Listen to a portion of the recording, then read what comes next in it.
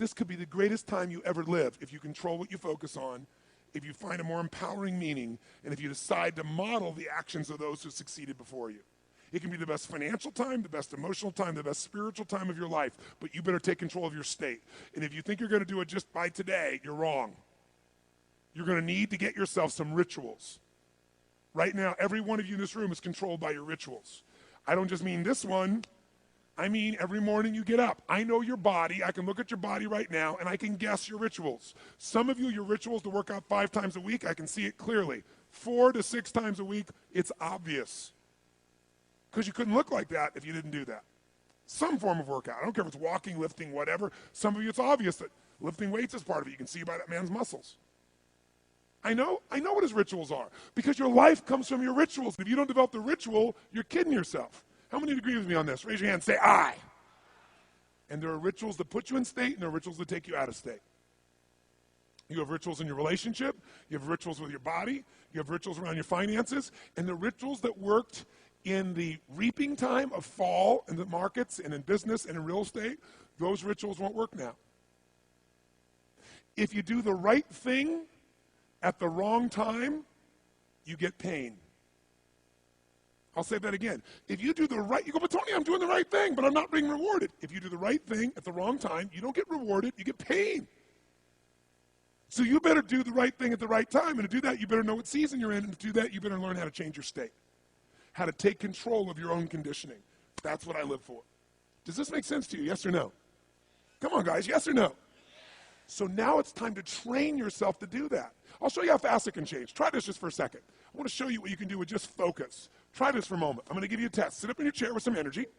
Make sure your buddy next to you is in a strong state. If otherwise, adjust their state. Come on, change their physiology, whatever they got to do. See if they're ticklish. That might help. Now do this. I want you to look around this room right now and find everything in this room that you can find that is brown as fast as you can. Look for brown, look for brown, look for brown, look for brown. Look around you, look for brown, look for brown, look for brown. Okay, close your eyes. I'm going to give you a test. With your eyes closed now, shout out loud everything you saw that was red. If you see a lot more brown right now than red, say yes. Open your eyes. Look for red now. I want you to really look for red. Look for red, look for red, look for red.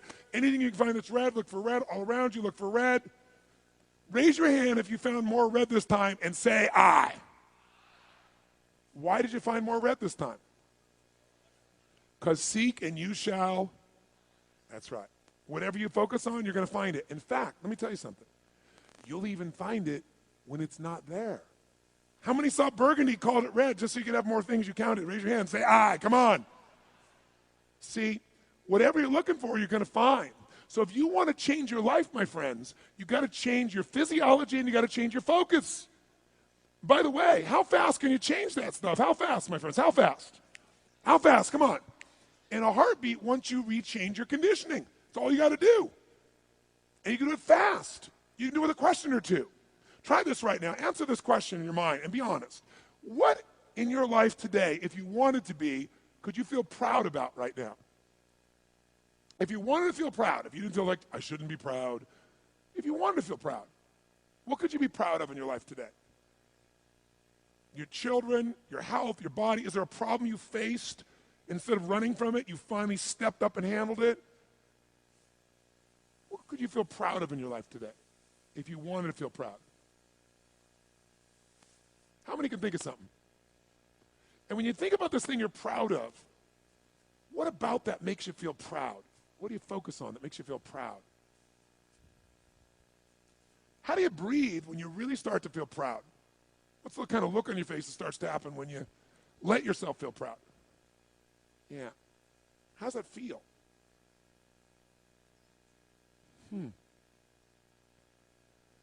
Think of another area of your life. Think of an area of your life that you're grateful for. Or if you go, I'm not grateful. If you wanted to be grateful, what's an area you could feel grateful for? What could you feel grateful for if you really wanted to feel grateful? How many can think of something you could feel grateful for? Let me see your hands. And what about that are you grateful for? What do you focus on that makes you feel grateful? How does it feel when you're really, truly feeling filled with gratitude?